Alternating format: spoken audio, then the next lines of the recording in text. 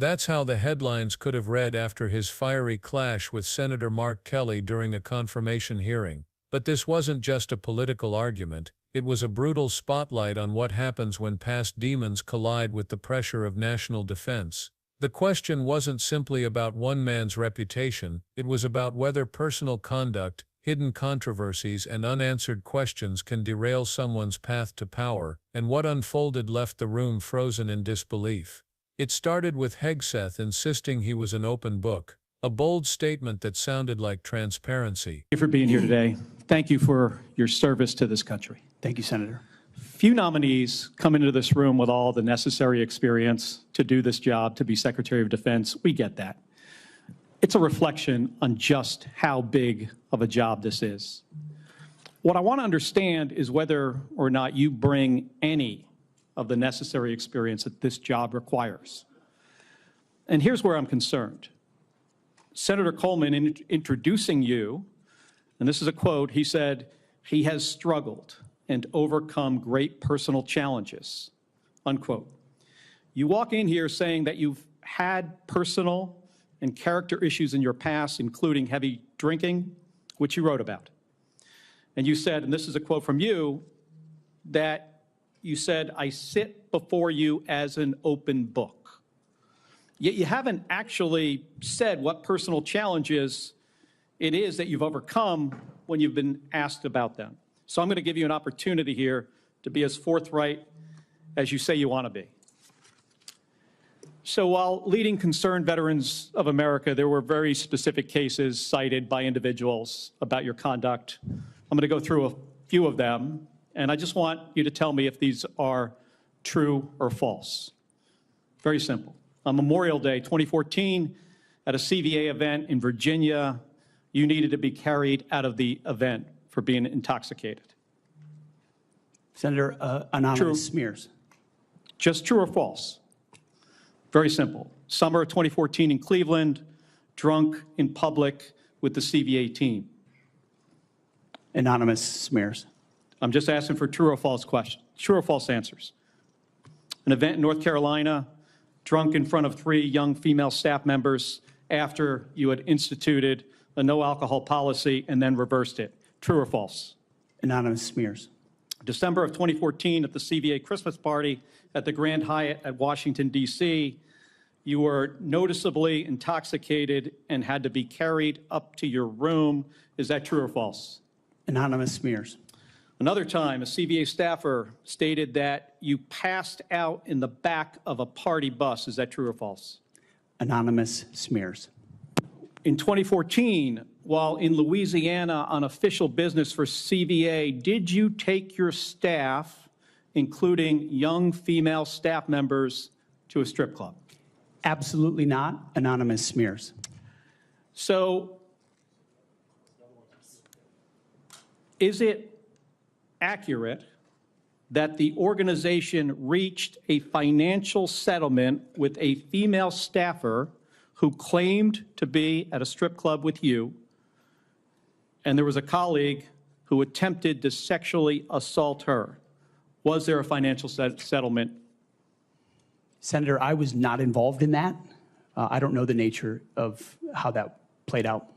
But you understand there was a financial settlement for a young female staffer who accused another member of the organization, not you, of sexual assault in a strip club. We have multiple statements on the record referring to that. But you claim you were not there when that occurred. Absolutely not. Now, the behavior I cited, if true, do you think that this behavior of intoxication, going into these type of establishments, women on your staff being so uncomfortable that they have to file these sort of harassment claims, do you think this is appropriate behavior for a leader? Senator, the overwhelming majority of anyone who's worked for me, including the on-the-record statements that have been submitted to this, with their name on it, on the record, men and women who worked with me every day, are the overwhelming preponderance of evidence that testify to my leadership and professionalism in leading Vets for Freedom and Concerned Veterans for America. My Okay. leadership has been completely impugned on these veterans organizations that did fantastic work. Mr. on behalf Hegseth, of the I'm not men even and going to women go fighting into the. overseas I'm not even and going to go into advocating, the and we managed our accusations. financial books with integrity across the board. How many people, everybody who runs a campaign. I have limited time. I'm not going to get into the accusations that come from Fox News. I know you have some of your Fox News colleagues here. There were multiple instances of accusations against you about drinking on the job. All coming anonymous, in. all false, all refuted by my colleagues who I worked with for 10 years at 6 a.m. to 9 p.m. and everything The in challenge between, here for me, and Mr. said Hegseth, they've only seen me be professional is when there is every discussion single time. about personal challenges, and you admittedly had issues with heavy drinking. It's hard to kind of square this, to square the circle here. It's kind of a difficult thing to do. Let me ask you, if I have about 90 seconds left here, if you had to answer these questions about sexual assault against you and your drinking and your personal conduct, would it have been different if you were under oath?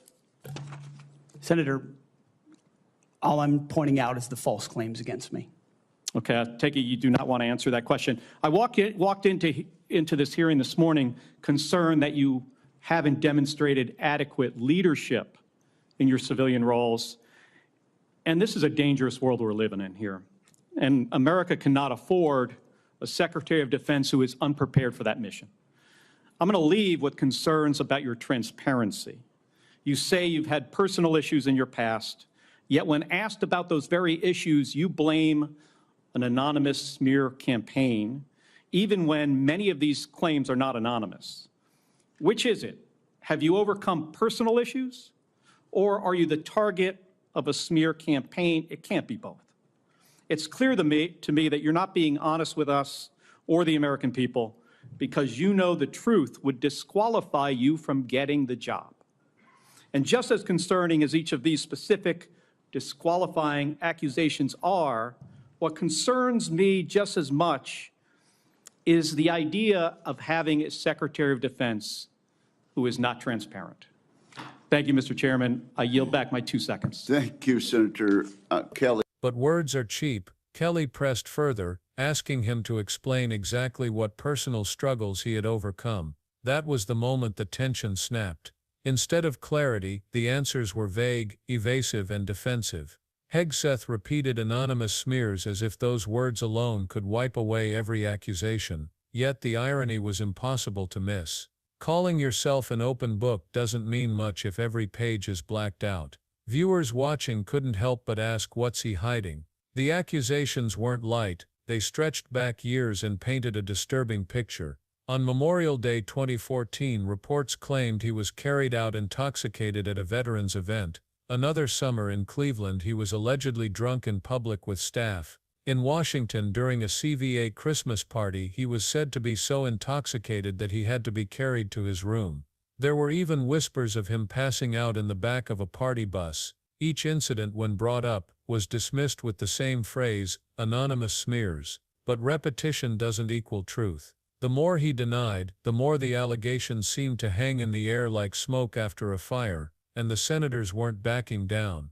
Then the hearing shifted to something far more explosive, a trip to a strip club with staff members. Hegseth vehemently denied it, but reports suggested otherwise, with claims that a female staffer was so uncomfortable she later filed harassment complaints. It was even said that the organization quietly reached a financial settlement related to an alleged assault by another colleague during that night.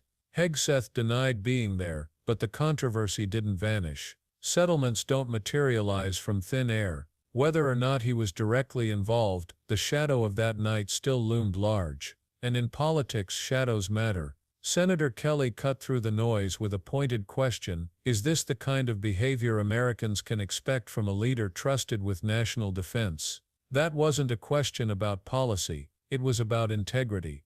A leader responsible for the lives of troops and the security of the nation cannot afford blurred lines between personal demons and professional duty. Drinking scandals, harassment complaints, and evasive answers don't just reflect poorly on an individual, they raise alarms about judgment. And judgment is everything when making decisions that could send soldiers into battle or determine how billions are spent. Yet instead of owning his past, Hegseth doubled down. Again and again he called the stories anonymous smears. The problem? Many of them weren't anonymous. There were names, testimonies, and statements. The contradiction was impossible to ignore. Either he had faced personal struggles and overcome them, or he was the target of a conspiracy. It couldn't be both. And that contradiction raised a bigger concern than any rumor.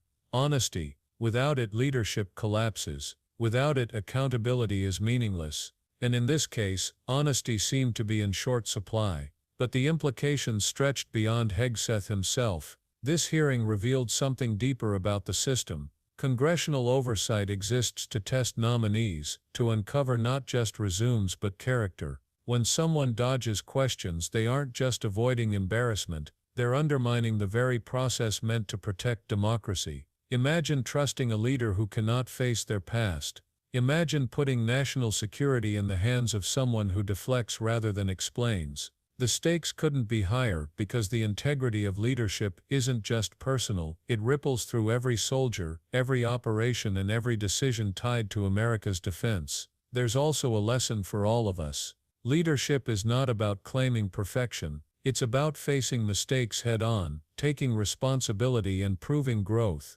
The American people don't expect flawless leaders, they expect honest ones. A true leader admits where they've gone wrong and demonstrates what they've learned. That didn't happen in this hearing.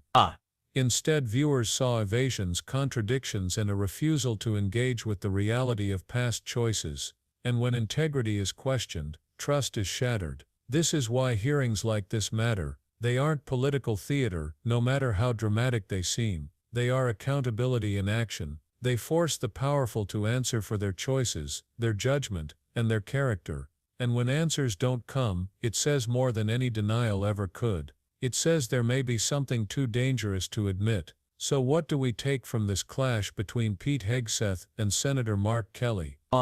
We take a reminder that leadership is more than titles, more than political loyalty, more than ambition. It's about integrity, accountability, and the courage to confront uncomfortable truths. Without those, even the most decorated resume can crumble. And that's the bigger question. If this is how a nominee handles pressure in a hearing, how would they handle pressure when lives are on the line? When a decision must be made in seconds, not hours? When the choice could change history? These hearings aren't just about individuals. They're about whether America can trust the people sitting in its highest offices. The American people deserve transparency. They deserve honesty. They deserve leaders who don't run from their past, but prove they've grown beyond it.